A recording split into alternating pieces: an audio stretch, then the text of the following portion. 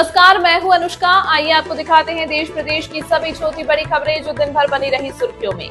आज big story में देखिए, तेलंगाना के निजामाबाद शहर में एक व्यक्ति ने कांस्टेबल पर चाकू से हमला कर दिया। पुलिस की टीम आरोपी को थाने लेकर जा रही थी। इसी दौरान आरोपी ने कांस्टेबल पर वार कर दिया, जिससे उसकी मौत हो गई। पूरी घटना 17 अक्टूबर रात 8:30-9 बजे के बीच की बताई जा रही है। पुलिस ने बताया कि आरोपी शेख रियाज ने एक मामले में पकड़े जाने के बाद दोपहिया वाहन पर निजामाबाद शहर के थाने ले जाते समय कांस्टेबल इंजीनियर प्रमोद की छाती पर चाकू से हमला किया। पुलिस के एक अधिकारी ने बताया कि आरोपी घटनास्थल से फरार हो गया। उन्होंने बताया कि प्रमोद की मौत के बाद हो गई है। भारत रूस के संयुक्त उद्यम से बनी सुपरसोनिक क्रूज मिसाइल ब्रह्मोस अब पूरी तरह से मेड इन इंडिया बनकर भारतीय सेना को सौंप दी गई। उत्तर प्रदेश के लखनऊ स्थित ब्रह्मोस मिसाइल उत्पादन केंद्र में तैयार की गई पहली खेप आज भारतीय सेना को दी गई, जो देश की आत्मनिर्भर रक्षा क्षमता में एक बड़ा कदम माना जा रहा है, जिसे देखकर ही पाकिस्तान की नींद उड़ जाएगी, चैन उड़ जाएगा। आरएसएस के मार्च में हिस्सा लेने पर पंचायत विकास अधिकारी सस्पेंड, विभागीय जांच के आदेश। रायचूर जिले में एक पंचायत विकास अधिकारी को कथित तौर पर आरएसएस के कार्यक्रम में हिस्सा लेने के आरोप में निलंबित कर दिया गया। कर्नाटक के रायचूर जिले में एक पंचायत विकास अधिकारी पीटीओ को राष्ट्रीय स्वयंसेवक संघ के मार्च में हिस्सा लेने पर सस्पेंड कर दिया गया। निलंबित पीटीओ की पहचान प्रवीण कुमार केवी के रूप में हुई है, जो सिरावर तालुक पंचायत में तैनात है। राज्य में पिछड़ा वर्ग समुदाय के लिए 42% आरक्षण की मांग को लेकर तेलंगाना में पिछड़ा वर्ग संगठनों ने शनिवार को राज्यव्यापी बंद का आह्वान किया। इस बंद को भारत राष्ट्र समिति, बीआरएस, भारतीय जनता पार्टी, कांग्रेस और वामपंथी दलों सहित कई राजनीतिक दलों और संगठनों का समर्थन प्राप्त है।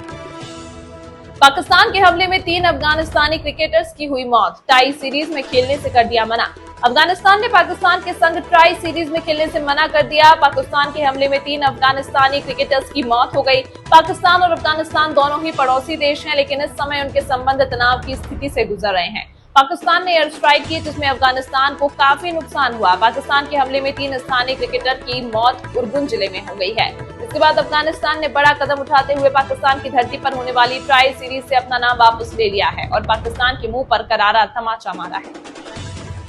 साल 2016 में आमिर खान की फिल्म दंगल में छोटी जीता का किरदार निभाकर फैंस की फेवरेट बनी जायरा वसीम ने 3 फिल्में करने के बाद ग्लैमर इंडस्ट्री को अलविदा कह दिया था।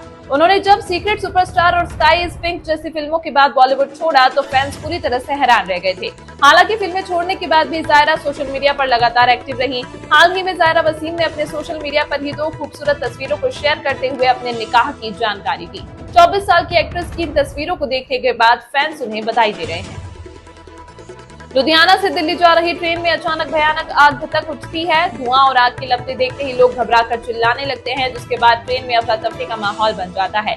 ये घटना पंजाब के सरहिंद रेलवे स्टेशन के पास की है, जब आज की सुबह अचानक से अफरा तफरी मची।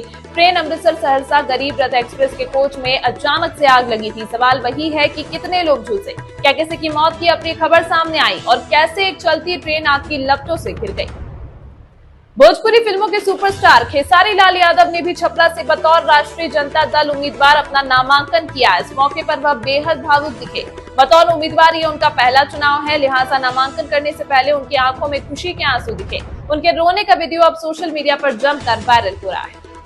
पाक आर्मी चीफ मुनीर ने फिर दी भारत को गीदड़ भभकी, कहा पाकिस्तानी हथियार बदल देंगे भारत का भूगोल। पाकिस्तानी सेना के आर्मी चीफ असीम मुनीर ने भारत को एक बार फिर गीदड़ भभकी दी है। मुनीर ने कहा कि मैं भारतीय सेना को चेतावनी देता हूं कि अगर अब की बार हमला किया तो हमारे हथियार भारत का भूगोल बदल देंगे।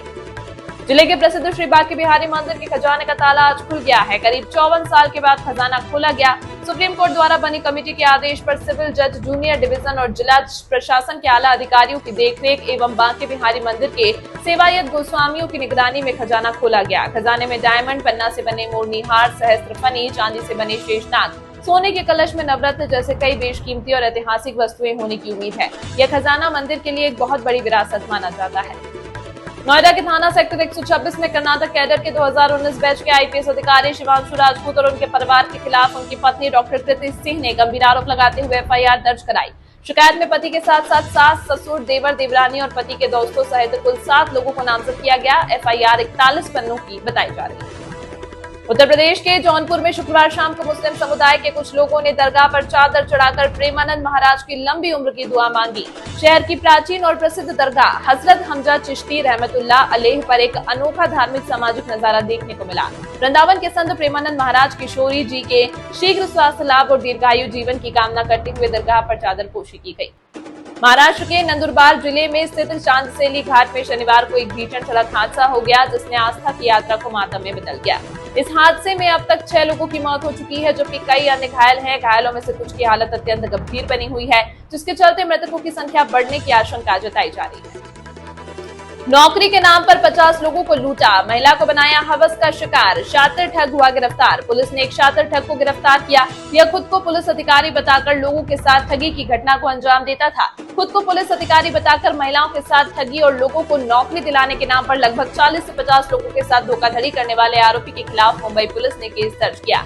राज्य में कई जगहों पर केस दर्ज किए गए। फिलहाल आरोपी को पुलिस ने गिरफ्तार कर लिया है और उसे सोलापुर में जुडिशनल कस्टडी में रखा गया है। हिंदू लड़कियां जिम न जाएं, घर पर करें योग। बीजेपी विधायक गोपीचंद पडलकर का विवादित बयान। बीजेपी विधायक इससे पहले भी विवादों में रहे। विधानसभा सत्र के दौरान उनके समर्थक एनसीपी नेता के समर्थकों से भिड़ गए थे और पुलिस उन्हें पकड़ ले गई थी। बाद में जमानत पर दोनों नेताओं के समर्थकों को रिहा किया गया था। नई दिल्ली में कावेरी अपार्टमेंट में भीषण आग लगने से हड़कंप मच गया। दमकल को करीब 1:22 पर आग लगने की जानकारी मिली। 14 गाड़ियों को आग पर काबू पाने के लिए भेजा गया। इस अपार्टमेंट में कई सांसदों का आवास है और यह बिल्डिंग संसद भवन के बिल्कुल पास है। अपार्टमेंट में आग लगने की खबर से हड़कंप मच गया। काफी देर तक प्रयास करने के बाद आग पर काबू पाया जा सका। दिल्ली की मशहूर हजरत निजामुद्दीन औलिया की दरगाह में जश्न-ए-चरागाह दिवाली के दिए जलाने को लेकर विवाद हो गया है। 18 अक्टूबर को राष्ट्रीय स्वयंसेवक संगठन के मुस्लिम संगठन मुस्लिम राष्ट्रीय मंच ने निजामुद्दीन दरगाह में दिवाली के दिए जलाने का एक कार्यक्रम रखा, लेकिन निजामुद्दीन दरगाह मैनेजमेंट कमेटी ने इस कार्यक्रम का विरोध किया। निजामुद्दीन दरगाह कमेटी ने निजामुद्दीन थाने में इस कार्यक्रम के खिलाफ तहरीर दी है। तहरीर में आरएसएस के मुस्लिम संगठन मुस्लिम राष्ट्र मंच के खिलाफ कार्रवाई करने की मांग की गई है। बिहार में एक और जहां उम्मीदवार टिकट लेने के लिए परेशान है, वहीं एक नेता ऐसे भी हैं जिन्होंने एक ही सीट से 2 पार्टियों के टिकट पर नामांकन कर दिया है। सबसे मजेदार बात यह है कि दोनों ही पार्टियों का आपस में गठबंधन है। नेता का नाम नवीन कुमार है, जो कि आलमनगर विधानसभा से आरजेडी और विकासशील इंसान पार्टी दोनों के सिंबल पर नामांकन दाखिल किया है। यानी उम्मीदवार एक और 2 दलों का अलग अलग प्रत्याशी। मध्य प्रदेश के आगरमालवा जिले में एक किसान के बाड़े में करोड़ों रुपए की कीमत वाला 2 मुहा सांप मिला। इस दुर्लभ रेड सैंड बोआ सांप की तस्करी अंतर्राष्ट्रीय बाजार में करोड़ों में होती है। बांसखेड़ी गांव में शुक्रवार शाम एक किसान के बाड़े में 2 मुहा सांप दिखाई दिया। किसान ने बिना घबराए तुरंत वन विभाग को सूचना दी। सूचना मिलते ही चौकीदार भैरू सिंह मौके पर पहुंचे और टीम के साथ मिलकर सांप को सुरक्षित रेस्क्यू किया।